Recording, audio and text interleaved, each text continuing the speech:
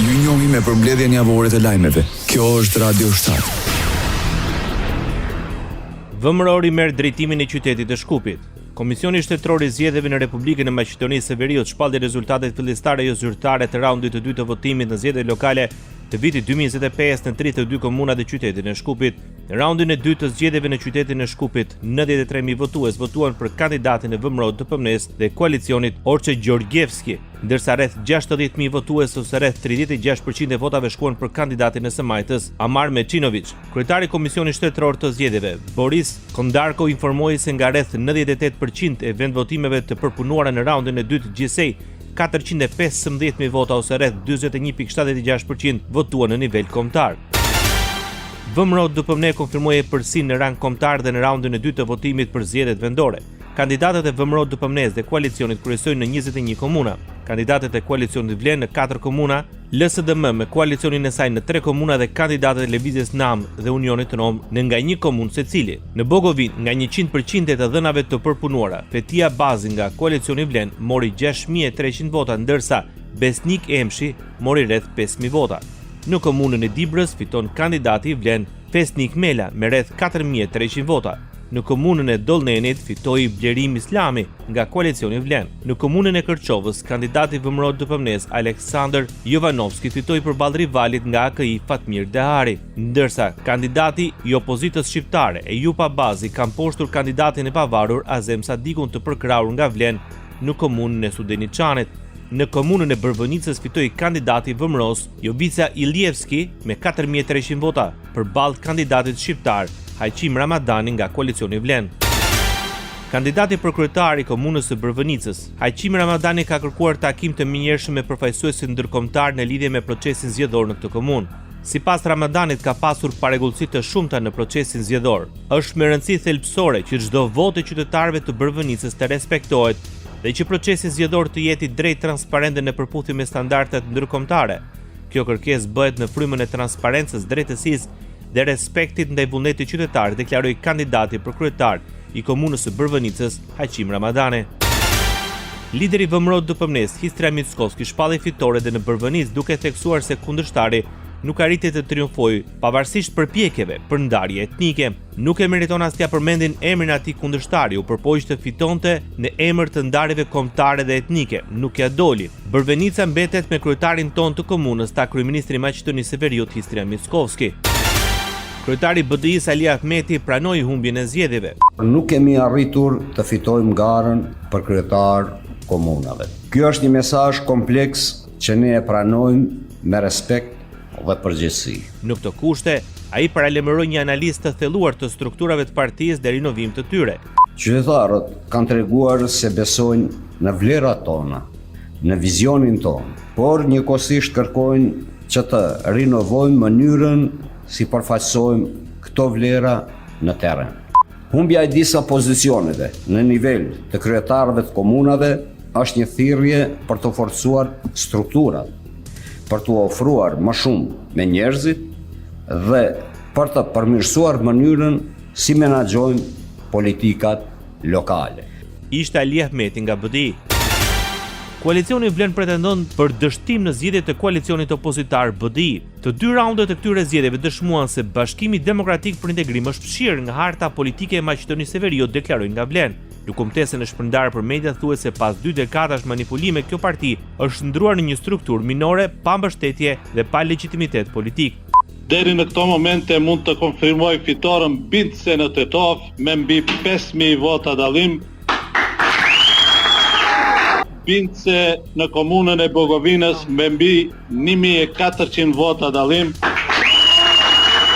Bindse në Dibër, bindse në Strug, fitoren bindse në Dollnen me 1.300 vota dallim. Këto fitore nuk janë rastësi, janë refuzimi i hapur i politikës së vjetër dhe konfirmimi i besimit tek politika e re, thon nga vlen. Sipas saj, kjo votë tregon fundin e një epoke dhe fillimin e një vizioni të ri për politikën shqiptare. Koalicioni udhëhequr nga VMRO DPM sipas të rezultateve në të dy raundet e zgjedhjeve lokale do të ketë kryetar komunash në Shkup dhe në 54 komuna të tjera. E dyta për nga numri i komunave të fituar është koalicioni vlen me 9 kryetar komunash. Koalicioni LSDM-s do drejtojë 6 komuna. Koalicioni AKI-s 4, ndërsa Lëvizjes Nam dhe Unioni Romve do të kenë nga një kryetar komunash secila. Një komunë do të viqet nga një kandidat i pavarur.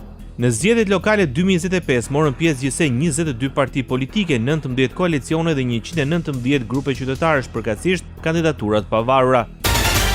Në 4 komuna në Republikën e Maqedonisë së Veriut, në Gostivar, Vrapçisht, Centar Zhup dhe Mavrov Rustush, nuk u zhvillua votimi gjatë ditës së djeshme. Shkaku bë pjesëmarrja e pamjaftueshme votuesve në raundin e parë. Në këto komuna do të zhvillohet një proces i ri zgjedhor brenda 60 ditëve nga shpallja e rezultateve përfundimtare të zgjedhjeve lokale 2025. 3 deputet në Republikën e Maqedonisë së Veriut janë gati për të hequr dorë nga mandati pas përfundimit të raundit të dytë të zgjedhjeve vendore. Në Kuvendin e Republikës së Maqedonisë së Veriut janë paraqitur njoftime për ndërprerjen e mandateve të Micevskit, Trajkovskës dhe Prodanovskit nga funksioni i deputetit. Këto njoftime vijnë pas zgjedhjes së 3 deputetëve të VMRO DPMNE si kryetar komunash në Sopisht, Kiselvo dhe Prilep. Kryetari i Kuvendit të Republikës së Maqedonisë së Veriut, Afrim Gashi, kërkon nga partitë politike fillimin e diskutimeve për kodin zgjedhor. Në një takim me koordinatorët e grupeve parlamentare ku u konstatua se ndryshimet duhet miratohen me një marrëveshje konsensuale, ai tha se për këto zgjedhje pam se ka mangësi, u shfaqën probleme me financimin e partive dhe prandaj duhet të bijem dakord për të gjetur një zgjidhje të re. Për datën e shpalljes së zgjedhjeve në 4 komunat ku arrit pragu, Gashi tha se duhet të harmonizohet që ato të mbahen brenda mandatit të Komisionit Shtetëror të Zgjedhjeve, i cili skadon më 15 janar. Presidentja e Maqedonisë së Veriut, Gordana Siljanovska-Davkova, propozoi që të shqyrtohet mundësia për kufizimin e mandatit të kryetarëve të komunave. Në kontekstin e zgjedhjeve lokale, ajo vlerëson se duhet të merret parasysh opsioni që njëjti kryetar komune të mund të zgjidhet vetëm për 2 mandate. Nëse ka kufizime në sistemet parlamentare të presidentët me funksione ceremoniale, sistemi ynë i qeverisjes lokale mund të cilësohet pothuajse presidencial me kompetenca shumë të mëdha të kryetarëve të komunave, apeloi presidenti i Republikës Maqedonisë së Veriut. Jo të gjithë kandidatët patën kushte të barabarta në garën për raundin e dytë të zgjedhjeve vendore në Maqedoninë e Veriut, vlerëson OSBE ODIHR në raportin e parë, një ditë pas raundit të dytë të zgjedhjeve lokale. Vëzhguesit arritën në përfundimin se mungesa e harmonizimit dhe boshllëqjet e shumta ligjore janë shqetësuese sa i takon administratës zgjedhore, qasjes në media dhe sistemit për zgjidhjen e kontesteve zgjedhore. Përfshirja e përsëritur e zyrtarëve qeveritar në fushat si dhe akuzat e vazhdueshme për presion ndaj në punësve të sektorit publik dhe votuesve, si dhe akuzat për blerje vote ishin shqetësuese, tha Mateo Mekaçi, shefi i misionit vëzhgues të OSBE ODIHR-it në Republikën e Maqedonisë së Veriut. Bekim Sali do të pasojë zëdmëgjitjen si zëvendës kryeministër të parë të Republikës të Maqedonisë së Veriut. Zëdhënësi i koalicionit Blen, Driton Sulejmani, konfirmoi se vendimi vjen pas zgjedhjes së zëdmëgjitjes së kryetarit të komunës së Çajirit. Krahas asaj pritet që dikush tjetër të emërohet në detyrën e ministrit të mjedisit dhe planifikimit hapësinor në Republikën e Maqedonisë së Veriut.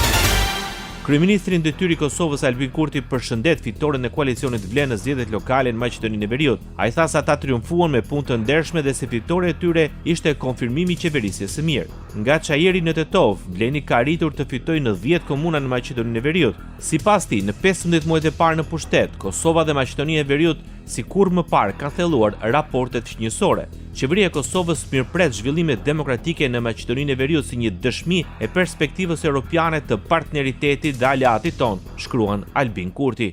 Radio 7, zëri pozitiv i qytetit. Raporti i Komisionit Evropian vijon të bëjë thirrje Maqedonisë së Veriut të përmbush detyrimet për integrimin e vendit në Bashkimin Evropian. Në raportin e KS thuhet se Maqedonia nuk ka ndërmarrë hapa konkret për fshirjen e bullgarëve në kushtetues, siç parashihet nga marrëveshja për fqinjësi të mirë. Në raport përmendet dhe zbatimi i marrëveshjes së Prespës me Greqinë, por theksohet se kërkohet vullneti i mirë nga të gjithë palët. Komisionerja për zgjerim e renditi shkurt Maqedoninë e Veriut me Bosnjën dhe Kosovën dhe tha se nuk është shënuar progres. No real progress was observed in the last year for North Macedonia, Bosnia and Herzegovina and Kosovo, and the reasons are different.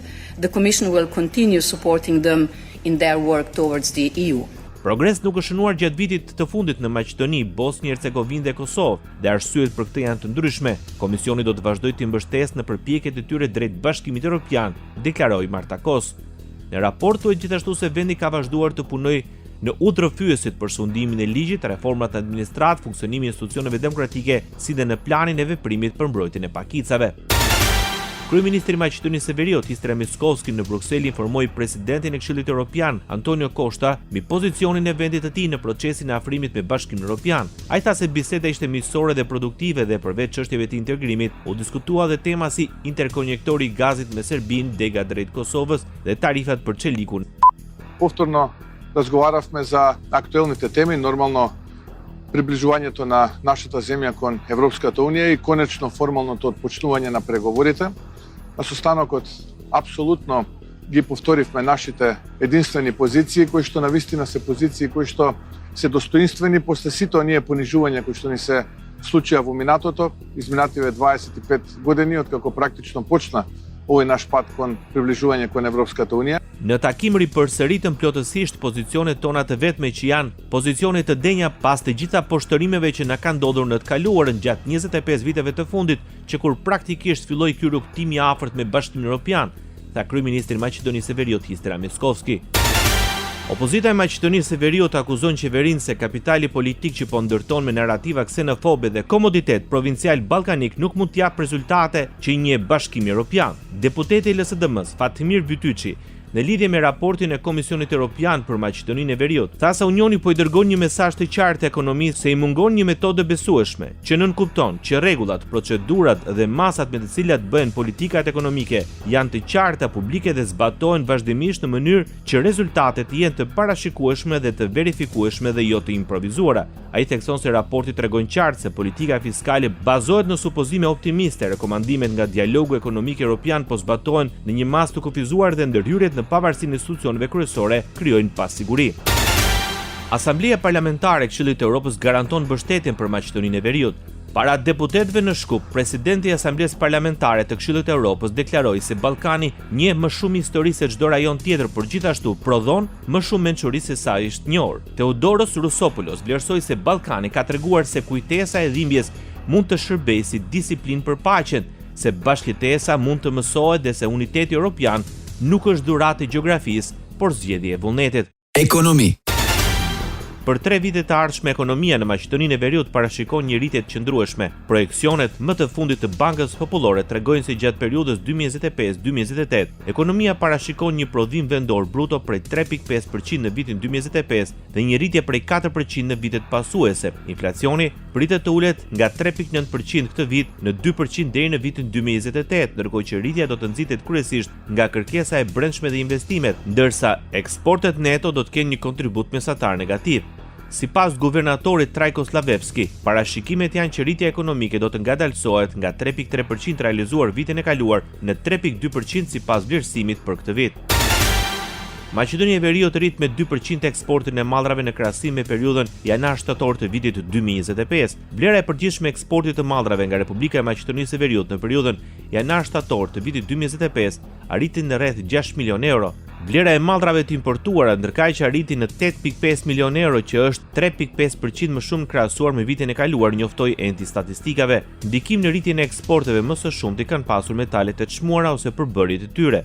Në periudhën janar-shtator të vitit 2025, sipas vëllimit përgjithshëm të tregtisë së jashtme, më së shumti është tregtuar me Gjermaninë, Britaninë e Madhe, Kinën, Greqinë dhe Serbinë, të cilat përbënin 47.7% të vëllimit përgjithshëm të tregtisë. Vendet anëtare të Bashkimit Evropian përbënin 59.6% të shkëmbimit përgjithshëm. Sociale. Mungesa e rreshjeve të shiut në Maqedoninë e Veriut vendos në vështirësi rezervat hidrike të vendit. Para fillimit të dimrit dhe kulmit të sezonit të ngrohjes, akumulimet dhe hidrocentralet në Maqedoni janë në nivel. Nga elektranat e Maqedonisë së Veriut thonë se në këtë periudhë të vitit, vetëm 25% e energjisë elektrike të prodhuar sigurohet nga hidrocentralet. Megjithatë, garantohet se sistemi energjetik mbetet i qëndrueshëm.